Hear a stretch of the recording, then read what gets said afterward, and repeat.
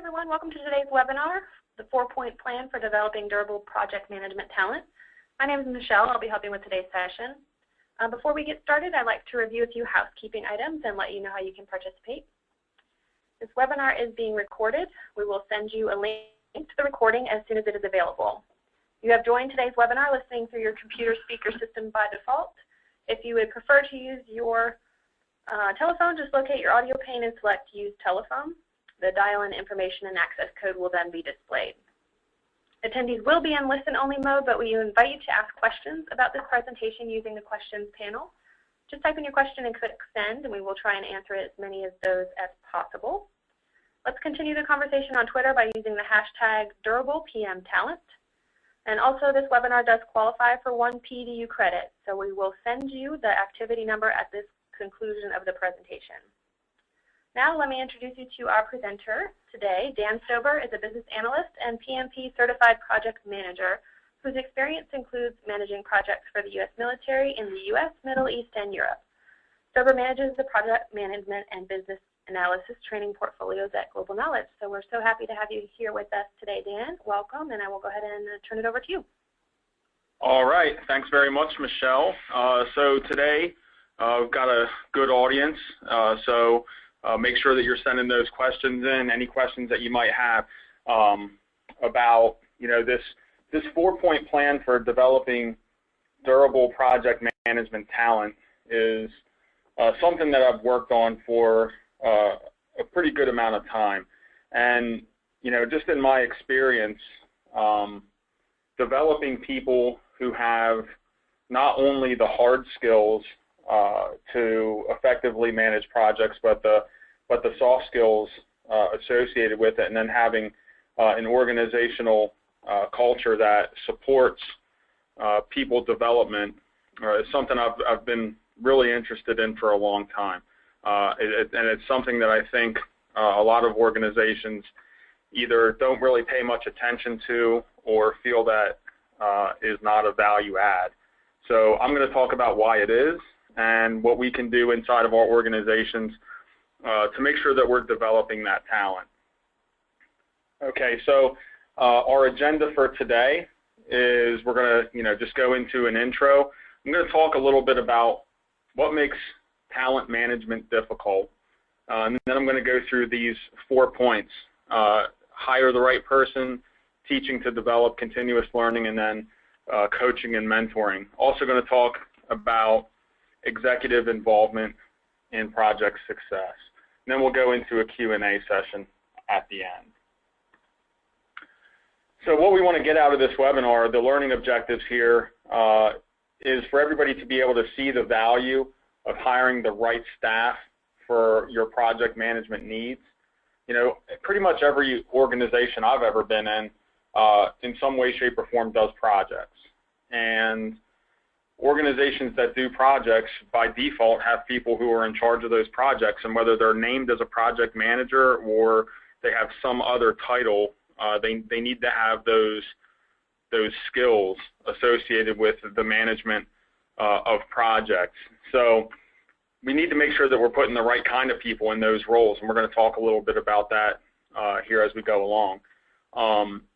We also want to make sure, or I want to make sure that I communicate to everybody so that you can understand why organizations fail to develop talent. I think that if you went to most C-suite executives and said something to them along the lines of, do you think it's a good idea to develop talent within your organization? To a person, I bet you they'd say, well, yeah, I think it's a really good idea to develop talent. We don't want a bunch of, untalented, automatons running around here that are basically just, functionaries. But even though organizations acknowledge the need to do it, a lot of them don't, and we're going to talk about why. We're going to make the link between educating your organization and project success. The speed of technology and the speed of just information availability has grown so exponentially over the last 10, 15, 20 years that you have to, organizations have to create a culture within that, not only encourages but also incentivizes learning. Because if you're trying to apply principles and practices to projects that were, effective 10, 15, 20 years ago, who's to say that they're the most effective principles and practices now? It's one of the reasons why PMI, publishes updates to the PMBOK guide about every 4 years, and then every 3 to 5 years does their role delineation study. For those of you out there who are PMP certified, if you don't know, I'm going to let you know that the way that we report and track our PMI PDUs has changed. So no longer are we just going to be able to get 60 generic PDUs over our 3-year period. We're going to have to get PDUs that fall into three different categories. And the reason that they're doing that is because they want to make sure that we are, as project managers, as professionals, staying well-rounded. Well, it's really important for us to kind of, not only take care of that for ourselves, but take care of that for the people who are going to come up and replace us one day. The sad truth of it is that we're all at some, in some way, shape, or form replaceable. At least that's the way that it should be. None of us should ever be, the organization's single point of failure because nobody else can do what we do. So we have to develop those skills within our organization. We do that through continuous education. As with just about any initiative, getting senior management on board is really, really important.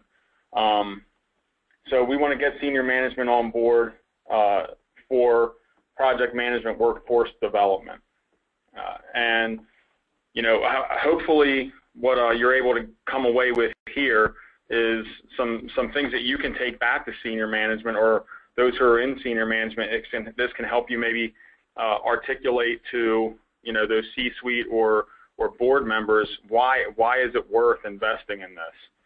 And then we're going to talk a little bit about some training for your workforce. Okay, so start off by talking about, well, why does talent management matter? Well, I was looking at Dale Carnegie training, and I pulled some stats off of their website, which they conducted a study in conjunction with an organization that are professionals at doing this kind of thing, and they sent out an employee engagement study. Well, first of all, employee engagement, what is it? Well, it's the functional and emotional commitment to an organization. And we all want to have engaged employees. It's not only the responsibility of management, it's also the responsibility of the employees, but management needs to set the conditions for the employees to be engaged. Okay, you want people to come into work, be in tune with the organizational vision and mission. Not only their, everybody's going to be somewhat self-serving. It's a natural thing for us to have our own best interest in mind. But we also want to create the conditions where people have the best interest of the organization in mind as well. And when you can create that kind of an environment, then you're going to have engaged employees. So they're saying $11 billion is lost by organizations annually due to employee turnover or churn. And we're going to talk a little bit about why it's so expensive to incur turnover inside of an organization. Companies with engaged employees are up to 200% more effective. I think that actually they say 202%. But somebody who's actually engaged in their work, engaged with their coworkers, can come in and be twice as productive as somebody who isn't. But for some reason, 71% of all employees, according to this survey or this study, are not even fully engaged. And so the question that we have to ask ourselves is why? Why are people, going to work and not fully engaging in what they should be doing? I think there's a whole lot of different reasons. So one of the drivers, or some of the drivers of that lack of engagement, is our relationship, or the employee's relationship, with their direct manager. If you've ever had the experience of going to work every day and either having a boss who is an absentee boss or a boss who's a micromanager, it can be extremely frustrating. And for those of us who have had the opportunity to supervise, whether it's 5, 10, 20, or 100 people, establishing a good relationship with your employees is very, very important.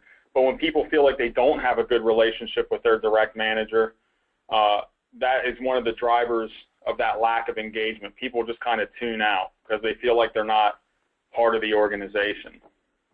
There's also a driver where people don't have a real strong belief in their senior leadership. And, so if you've been in an organization where you have, your executive community and the only time you ever see them is once a year at your annual meeting, chances of you being able to believe in their message or believe in the organization's vision or mission or strategy is probably questionable. So having that belief in the senior leadership and making sure that the senior leadership, and for those of you out there in leadership, it's really important to be communicating on a fairly regular basis. What is our organizational vision, mission, strategy, so that employees can know, all right, well, everything that I'm doing, everything that I'm working on should in some way, shape, or form be contributing to that organizational vision, mission, and strategy. We shouldn't have, functional leaders out there, whether it's, in marketing, accounting, the legal department, whatever. They shouldn't be running around, with their own agenda in mind. It should always be nested with the organizational vision or mission. And when senior leadership gets out there and communicates, there's a higher probability that will happen. And then, of course, organizational pride. You always want to be involved with an organization where you really believe in what they're doing. And, so best example I can really give is, I'm retired from the Army. I was a logistics officer when I retired, and I had a lot of pride in that kind of, in my job, because I really loved, serving my country. So it was a very, big sense of organizational pride, and I was always very, very engaged when I was at work. So maybe not to that degree, but to some extent, at least, people should have some pride in the organization and really believe in the organizational vision and mission. So, like I said at the very beginning, if you go and talk to some people in senior management or C-suite executives and say, do you think talent management is something, developing your talent is something we should be involved in? They probably almost all say yes. Well, there's still a reason that it doesn't happen, and it does become difficult at times. There are a lot of challenges associated with talent management, and these are just some of them. So probably the biggest one is that there's no immediate tangible benefit. There's a long lead time in being able to quantify, if you will, the benefits of active talent management. So there's no immediate no immediate tangible benefits. It's kind of like the same argument for I get involved talking to my company's clients sometimes, and they say, well, how are we going to measure the ROI of this training? And I always say, well, you have to have some data, at the outset, baseline data to begin with, but then it's going to take 3 months to 6 months, or however long to be able to demonstrate that it's actually helping. So the no immediate tangible benefits is probably the biggest detractor. A lot of people or a lot of managers don't believe that talent development is what they're paid to do. They believe they're there to make sure the right work gets done in the right way and at the right time, and then to do things like right performance evaluations. Well, when managers are actively engaged in the development of their people, it makes people feel like management is looking out not just for their own best interest, but for the best interest of their charges and the best interests of the organization. Talent development is something that managers are paid to do. And if that's not true inside your organization, then I'd say, you know, there's some sort of systemic problem there if you're not being asked to develop the employees that work for you. Another thing is, well, when revenues go down, so does the focus on development. We all kind of want to circle the wagons. Think of an organization that's you know, heavily sales dependent. If revenues go down, you know, over a period of time, or you know, compared to last fiscal year, you know, hey, we're having a bad month compared to last year and the year before, the last thing that management is going to want to do is say, and who wants to go to training, or who wants to go to do some professional development? No, they're going to want to, you know, circle the wagons and all hands on deck. We need to, you know, generate sales. Another thing is that companies enter a talent war. And when I say people, you know, or companies enter the talent war, what I'm talking about there is, instead of growing our base of talent from within, we want to go out and just hire talent that's ready-made and has been developed by someone else. Well, the problem with doing that is it's usually really, really expensive. Another thing here, management by exception is the norm. Most of the time, management doesn't, I mean, and it's sad, and this is, I'm speaking from some personal experience here, a lot of times management doesn't get involved with their employees until there's a problem.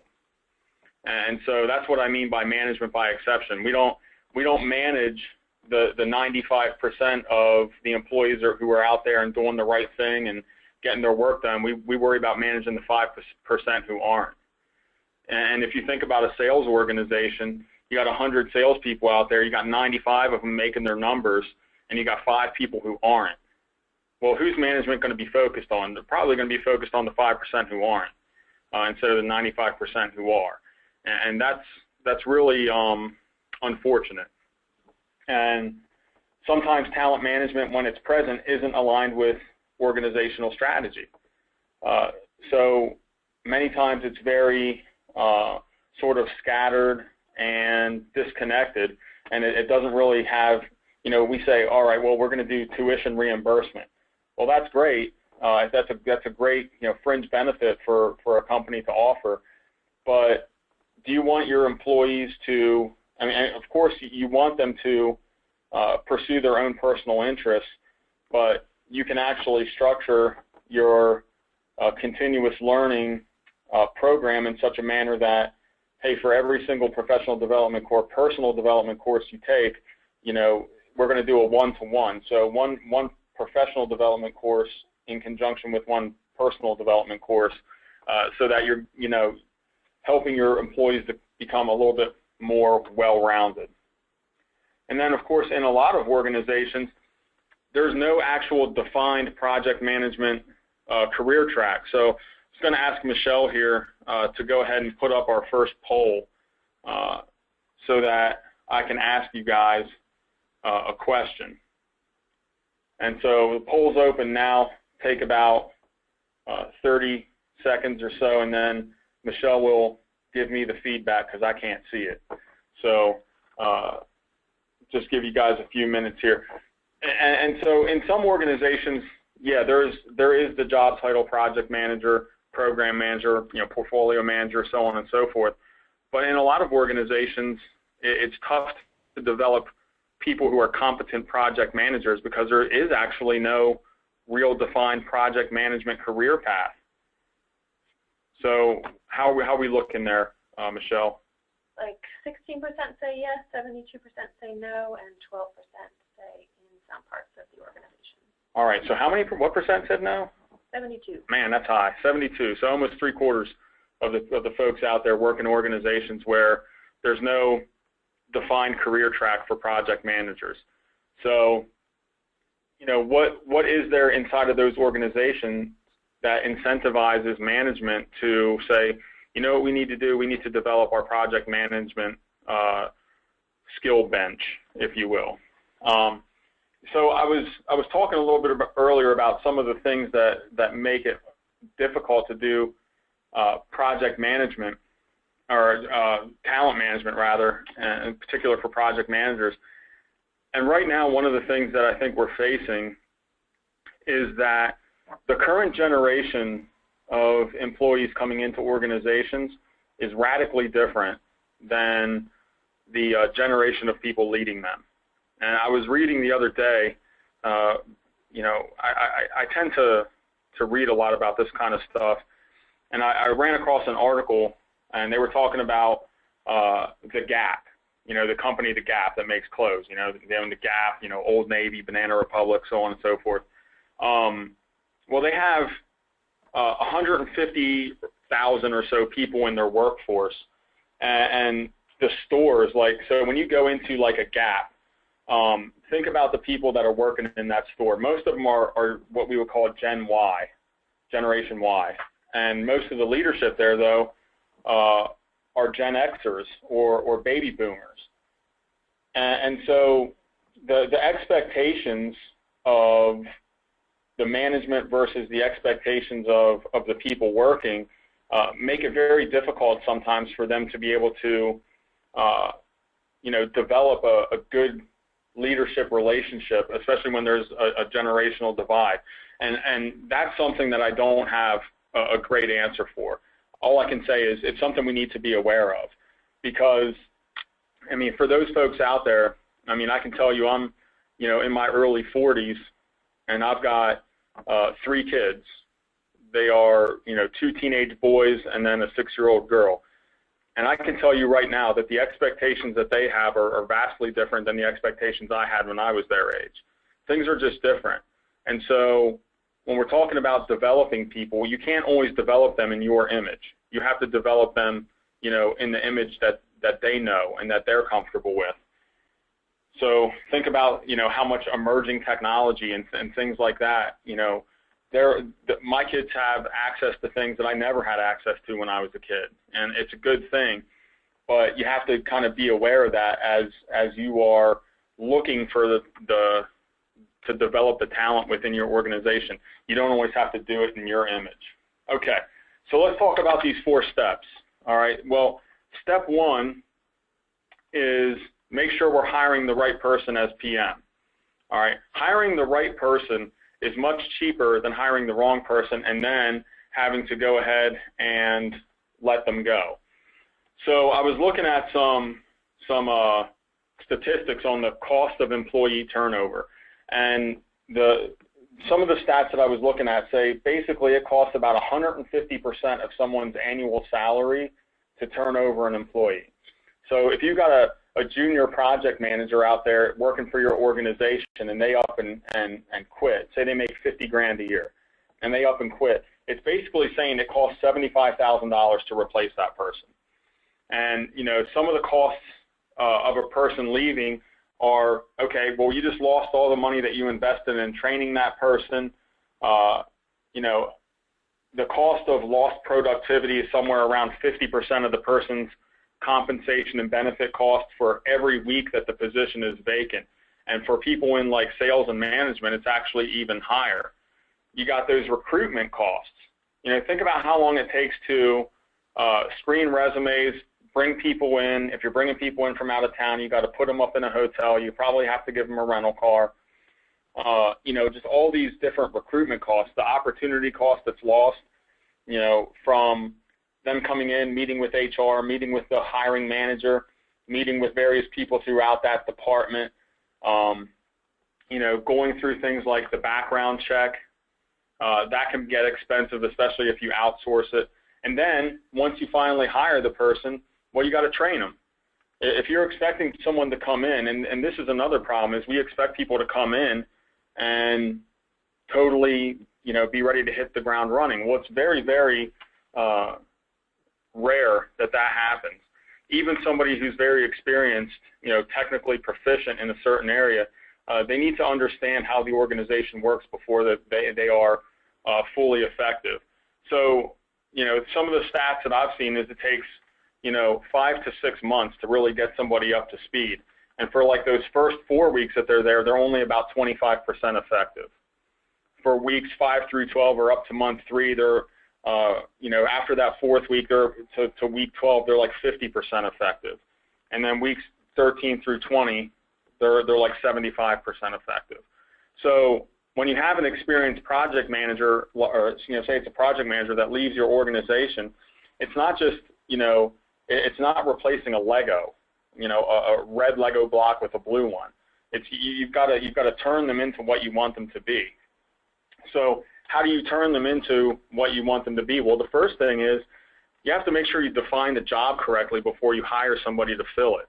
And that might sound, very, very obvious, but a lot of organizations don't really do it. They don't really conduct a role analysis. They don't conduct an analysis to see, okay, what are the technical and personal attributes that we want this person to display? Perform a competency map.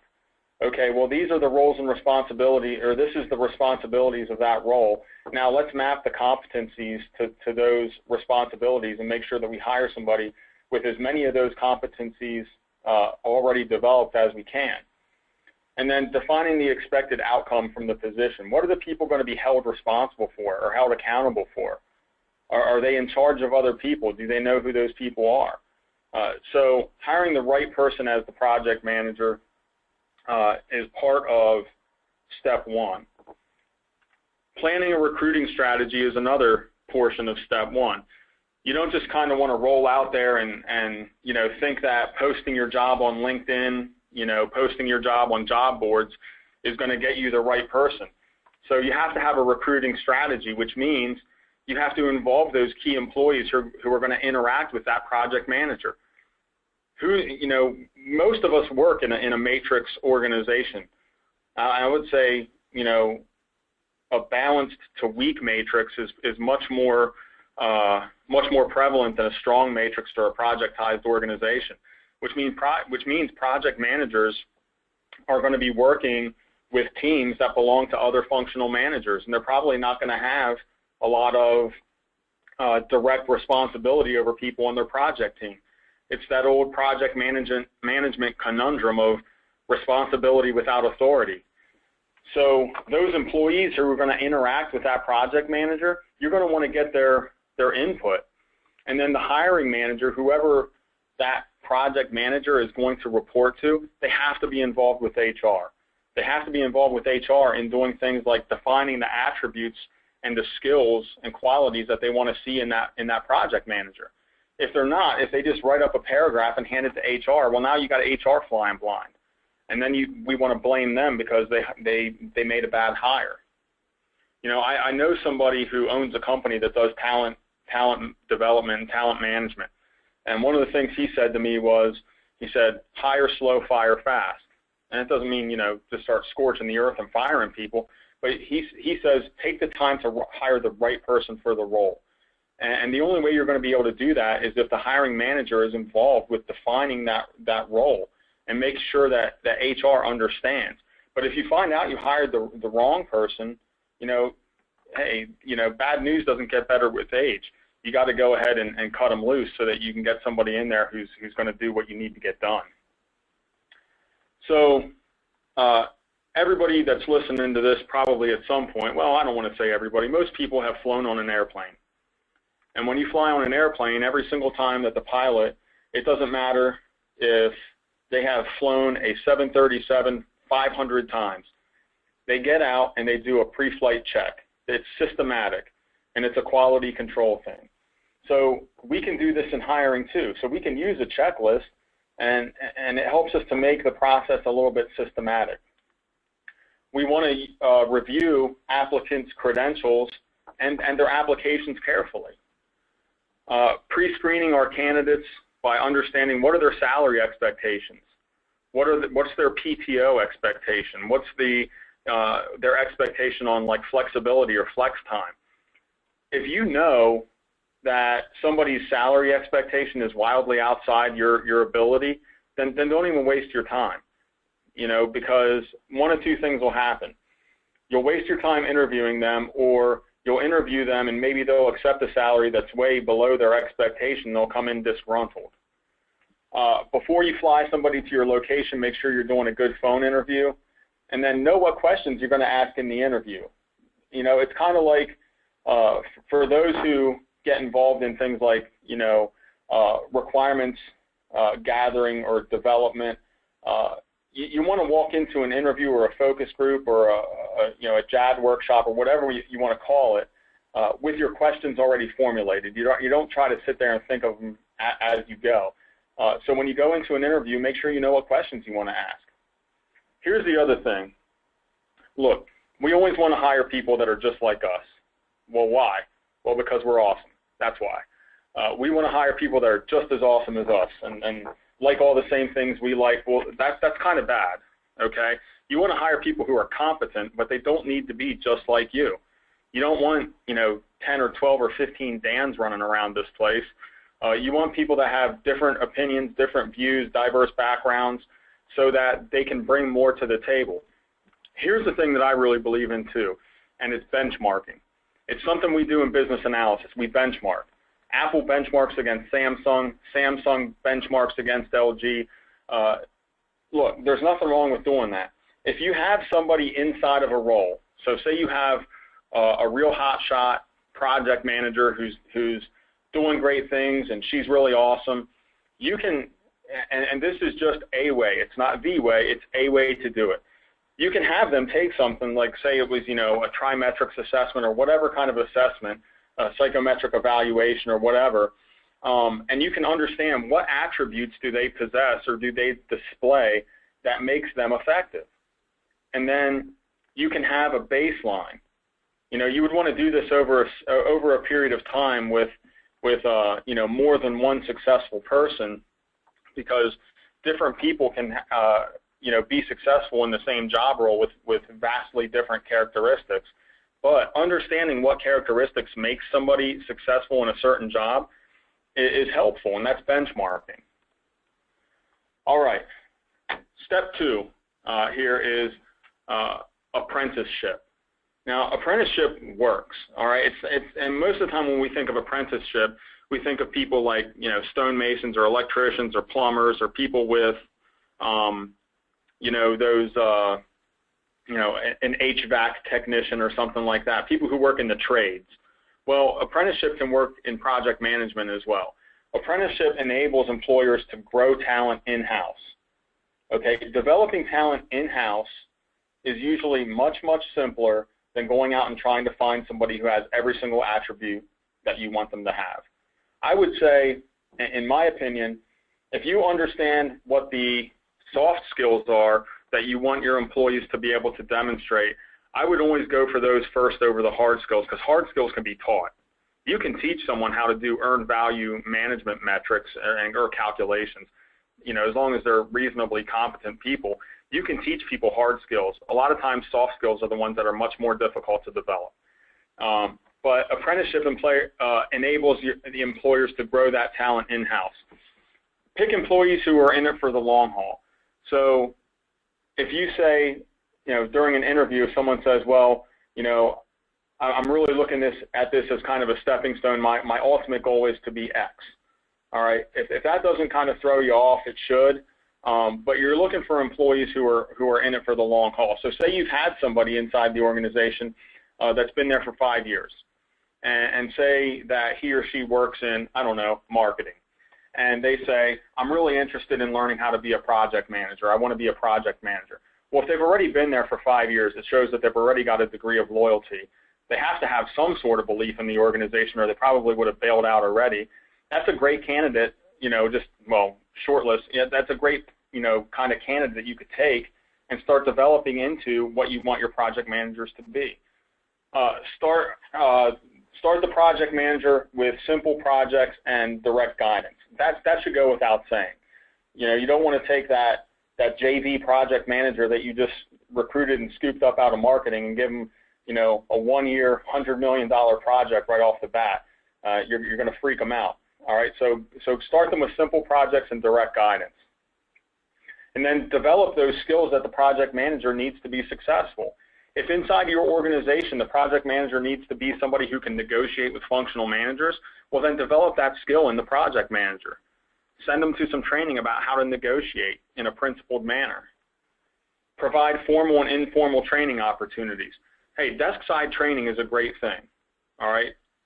Just stopping by, talking somebody through, you know, we all do experiential learning sometimes. We learn from making mistakes, and sometimes that's painful.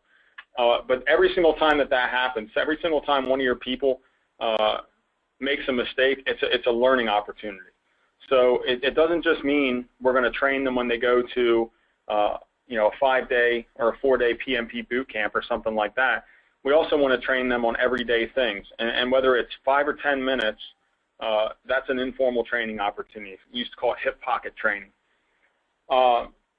Many times people who go through an apprenticeship program become very committed and loyal to the organization because you have given them a track to them recognizing or realizing their career goals.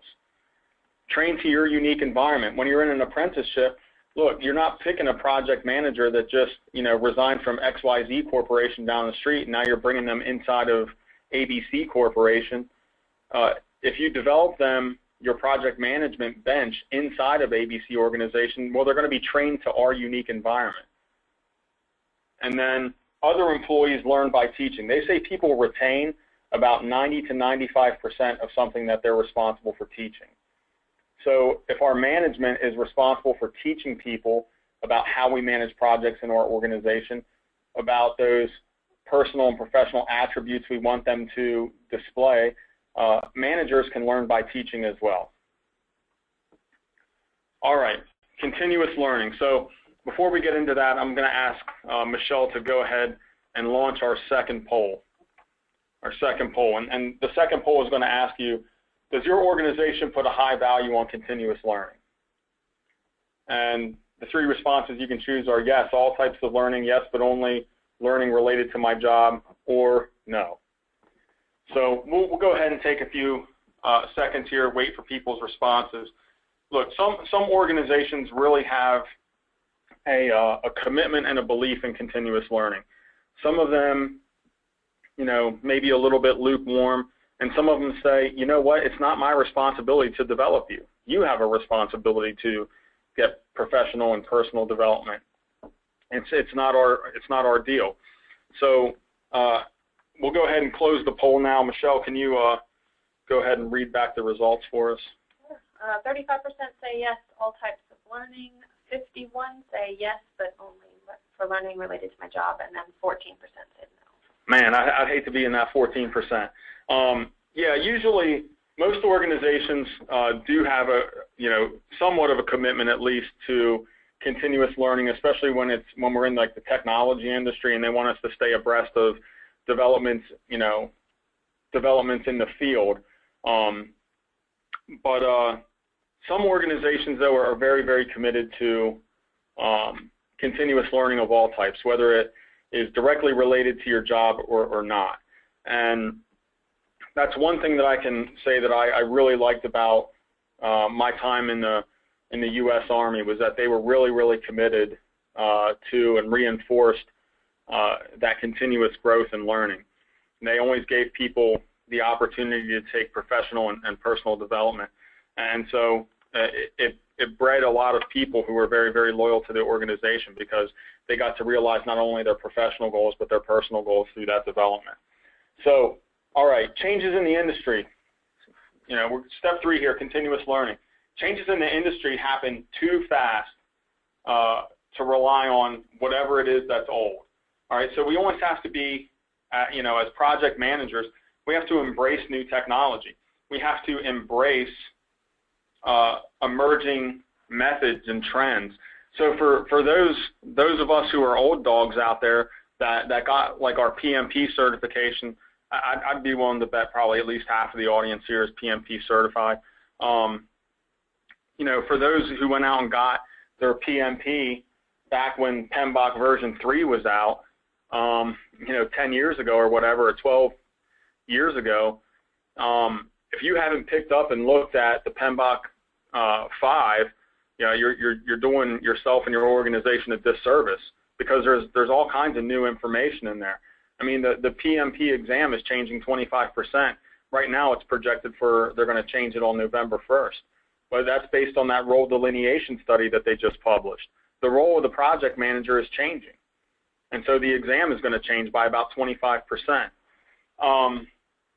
because we want to embrace new technology, new methodologies. We need to understand trends in the industry. We can't be afraid to innovate and try something new, okay? Look, people don't like to, let me say, I like to say, people don't like it when you move their cheese, all right? So when you try to do something new, people tend to get a little bit weirded out by it. But you can't be afraid to innovate, and part of continuous learning is trying new things. And it doesn't mean you do it without, conducting a good risk analysis first. Like, hey, is this a good project to try this new thing on? No, it's really high value and very complex. Okay, not the time to try new stuff. But on a fairly simple, straightforward, small value project, that's where you can be innovative. And then collect, analyze, and share information. There are people inside of our organization that are information hoarders. They feel like knowledge is power, and they have the knowledge and you don't, so they have the power. That's kind of a bad way for things to be, all right? We want to make sure that as we learn, we collect that information, we analyze it, and then we share it throughout the project management community and throughout the organization. We should all have some sort of repository, whether it's on SharePoint or whatever, for project lessons learned. That's part of our continuous learning, but it's something that people tend to not do well. Since here at Global Knowledge, we're a learning organization, and part of our job is to understand trends across the industry. So for me, as the practice lead for project management, I interface with organizations like PMI on a somewhat regular basis. You guys know what the number one domain where people, the 5 domains on the PMP exam: initiating, planning, executing, monitoring, control, and closing. The domain that people fail the most often is closing. And really, I think that's because people tend to, as soon as the project's finished, we drop it like a hot potato and we're on to the next thing, and we fail to do things like capture lessons learned. So that's part of that continuous learning. And learning can't be an afterthought, okay? It needs to be at the forefront of what we do to develop our people. We integrate learning into every project, whether that's through a project, or post-mortem or a sprint retrospective or whatever it is. We want to integrate learning into every project. So the time to talk about what we've learned at the end of a year-long project is not at month 12. If you learn something in month 1, talk about it in month 1, not in month 12, because maybe you can use it from month 2 through month 12 and get some additional benefit out of it. So, learn by doing. Learn new skills by doing, learn leadership by actually doing it, and then professional development. We want to learn by doing. It's one of the best ways to learn. There are 3 basic learning styles: visual, auditory, and kinesthetic. The one, people always have or kinesthetic or tactile. Just about everybody has one preferred learning style. But when you learn by doing, that's when the learning really kind of sticks with you. So define the core skills that matter in the organization, the hard skills and soft skills. All right, the hard skills of project management. Look, we know that there are, 5 process groups, 10 knowledge areas, and 47 processes in PMI's version, or Project Management Institute's version of project management. Okay, being able to do those things are the hard skills. The soft skills that we need to have as project managers, that leadership, communication, negotiation, that's all very, very important. So define those skills that matter to the organization and then reinforce them. Also, learning is a retention tool. Organizations that invest money in developing their talent are more likely to retain that talent. Also, think about what your organization creates. If you're an organization that creates something or that creates products, do you want the people who are inventing your products walking out the door and going to work for your competitors? I would say probably not. All right, so even if you have a non-compete or something like that in place, it doesn't matter. people are going to walk out the door with your intellectual property. You want to hold on to those people. And one of the ways you can do that is by using learning or development as a retention tool. And then reducing churn, which is a serious organizational disruptor. Think of it like this. I was listening to something the other day. If any of you guys are NFL football fans, think about who are the teams that are consistently in the mix every year. New England Patriots, okay, they've had the same coach, they've had the same quarterback for about 14 years. Pittsburgh Steelers, they've had Mike Tomlin and Ben Roethlisberger in there for a number of years. So think about, the Philadelphia Eagles when they had Donovan McNabb and Andy Reid in there. They never won a Super Bowl, but they made it to the Super Bowl and went to the NFC Championship 4 or 5 consecutive years. It was consistent. Think about an organization now, a football team that's no good. All right, Cleveland Browns. I heard the other day the Cleveland Browns in like the last, 10 years have had something like 20 different starting quarterbacks. All right, there's no consistency. When they're constantly turning over that key position, it's very disruptive to the organization. All right, last step I'm going to talk about is coaching and mentoring. Some people think that they're the same thing. They're actually not. Coaching is short-term related, mentoring is long-term. So get buy-in from your seasoned employees.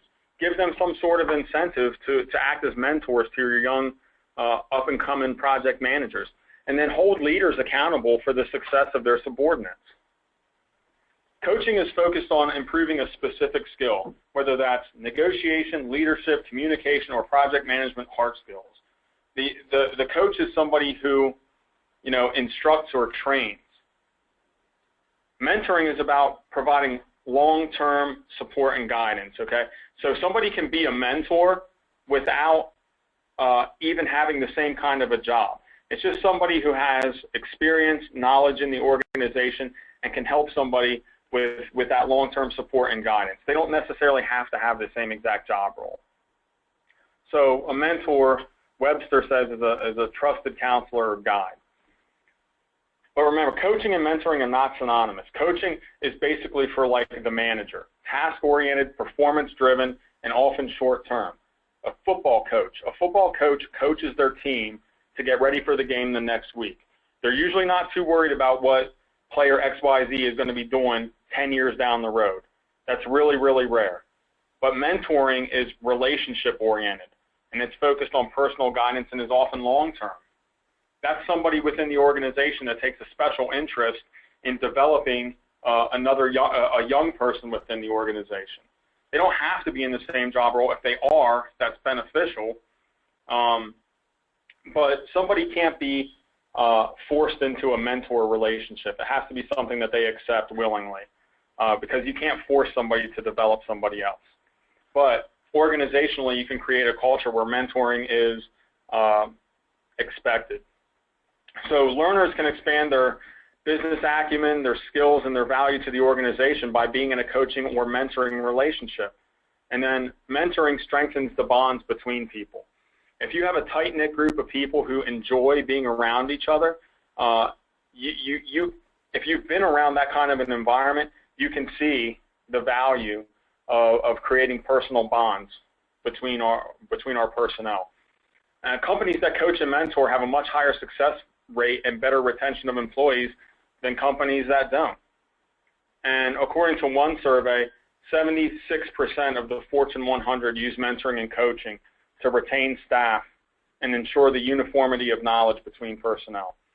If you've got people within the organization that are those information hoarders, and they've been doing it for a long time and they know how to do it, and they're, sometimes they get afraid, well, if I teach somebody else how to do it, then it's gonna make me less valuable. No, it actually makes you more valuable, because now you're fulfilling a need within the organization and you are developing our people. So why should we do it?